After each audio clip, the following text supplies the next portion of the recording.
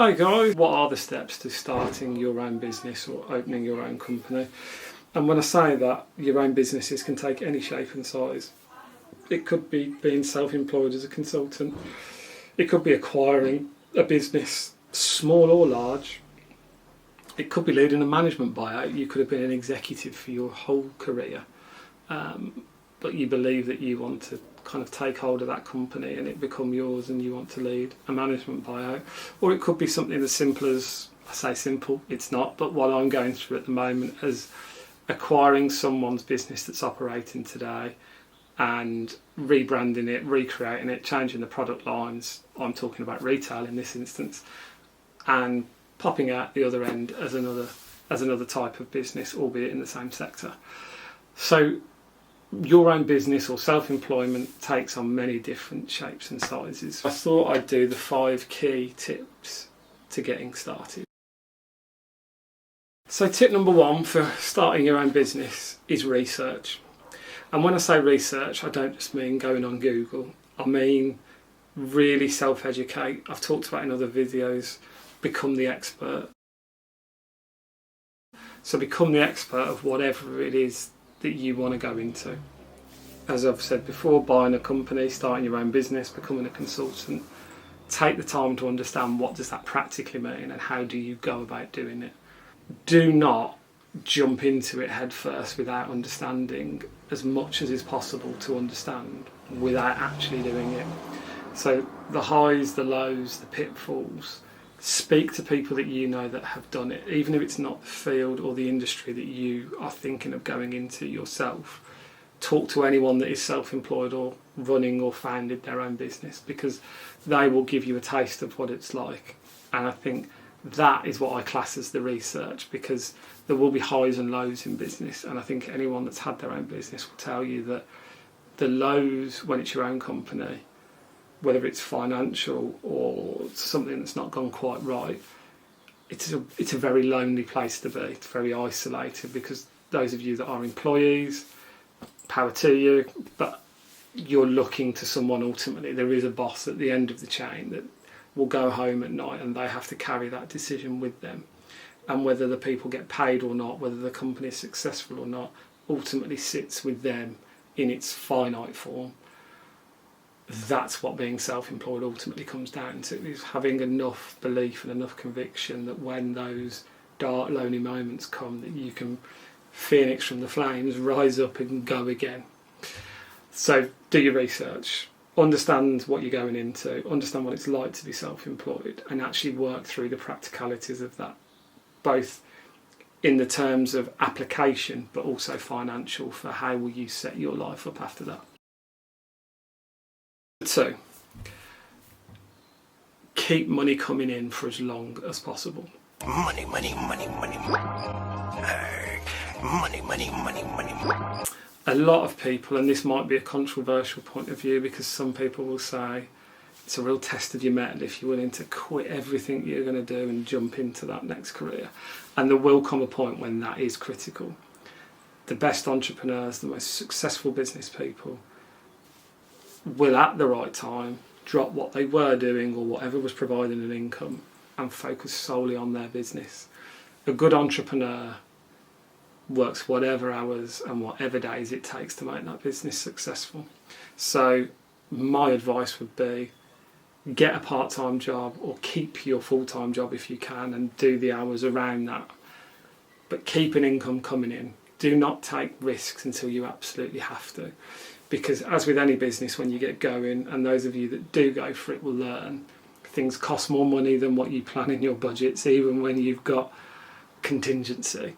So the longer you can keep money coming in, and the longer you're not reliant on that business providing you the income, the better. But that is not to be confused with hedging your bets and sitting on the fence until one day this company blows up and provides you with your wildest dreams. That day will not come unless you get off the fence and go all in. But don't go all in until you know the time is to go all in. And what does going all in look like? You'll know. There will come a point where you realise it's not sustainable to do both things.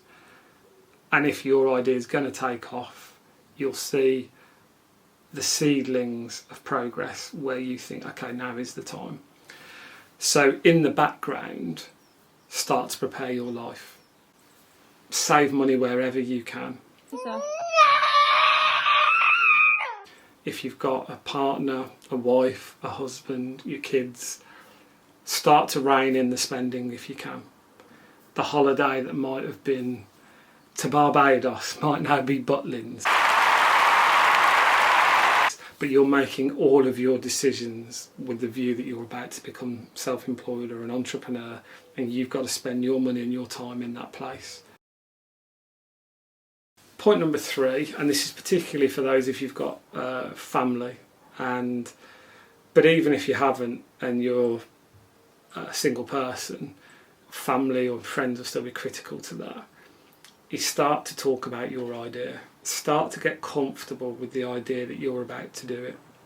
This shouldn't be your dirty little secret. If your idea is good, if your business is great, it will become a huge part of your life.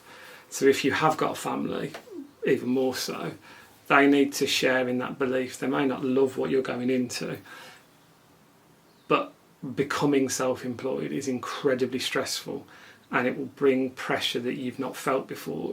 Everyone who's worked understands there's pressure, but the pressure that you feel when your income is predicated on your work, that your mortgage gets paid by how successful or not your company is, that pressure is something that cannot be replicated until you go into the bear pit that is entrepreneurship. So be sure that everybody around you shares your dream. Doesn't mean they have to want to go into it with you, but that they're loving, forgiving, cognizant and respectful of the fact that you're going to run at this ambition, because you might not have time to maintain the friendships. You might be coming to bed late. You might miss the school run in the morning. You might not be there at dinner like you used to be.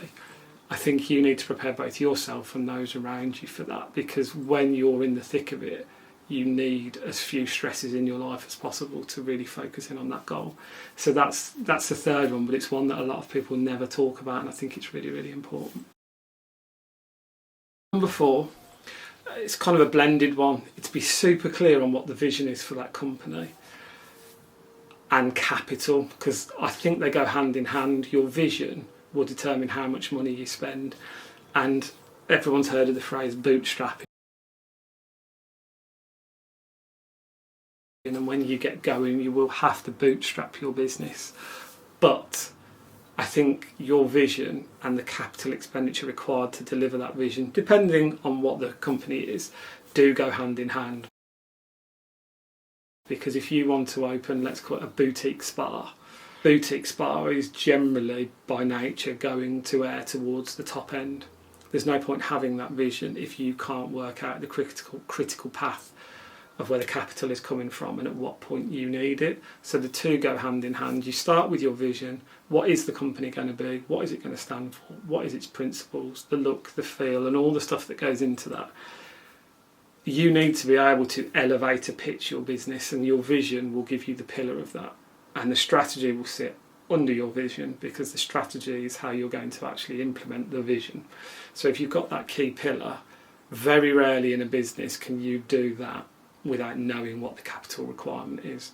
And capital requirement might be something as simple as £500. Don't let the word capital frighten you and think it's millions.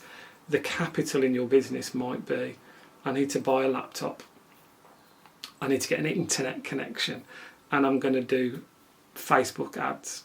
That might be it. That might be how you get going, but you're aware of what your capital injection requirement is. So I think they're not to be underestimated, but actually I think they're a cohesive point. You could tackle one and the other as a separate thing, but I think to have a vision and to have a strategy goes hand in hand, particularly when you're starting with capital, because although businesses can start with nothing, they can't continue with nothing in capital terms coming in. So if you're very lucky where your revenues overcome your costs and you're running at a surplus, you may be able to self-fund in capital terms. Not many businesses can, and I think you need to be aware of what the roadmap is.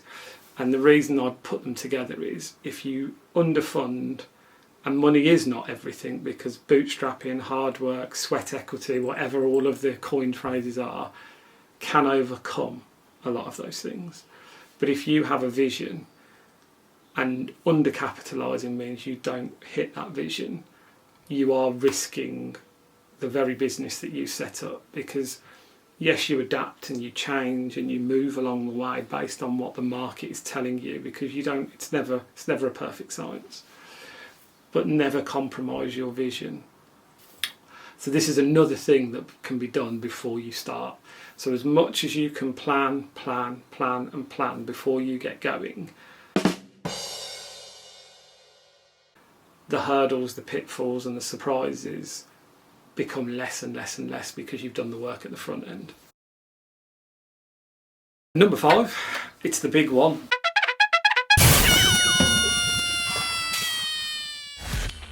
And it's the scariest one, and it's the one most people procrastinate and avoid, is get going. We all know someone that shoulda, woulda, coulda, they've got this idea, they talk about doing that.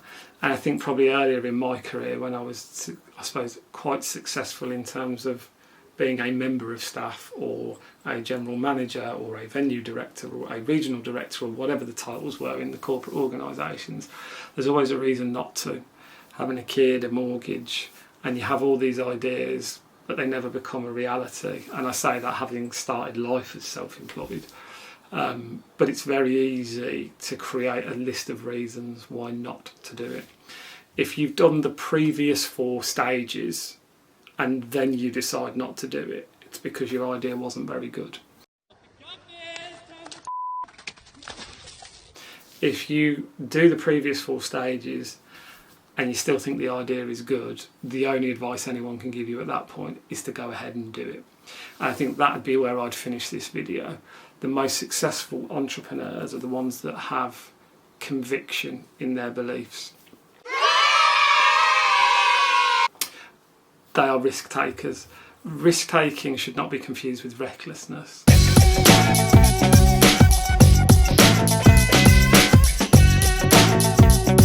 If it's a considered, studied risk and you're aware of the pitfalls should it go wrong, you're taking a calculated risk whereby you believe the upside or the freedom it gives you or the joy it brings you outweighs what is generally the financial risk.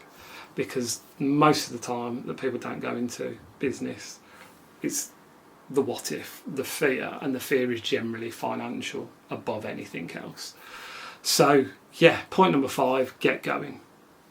Be brave, follow your dream, follow the heart, the vision, whatever you believe the direction is for you, be brave enough to actually go ahead and live that. And if you do all those 5 things, you're giving yourself the best chance of success. There's no guarantee in this life, and there never will be. But at least if you give yourself the best chance to succeed, you may well actually find yourself succeeding. So good luck. I'd love to hear about any businesses that you're starting, so please do comment on any of the videos, or if you've got any questions and you think I can be of use, or if I can't be of use, I probably or maybe do know someone that could be, and I will sure as hell ask them. So come with me on the journey, but good luck in yours.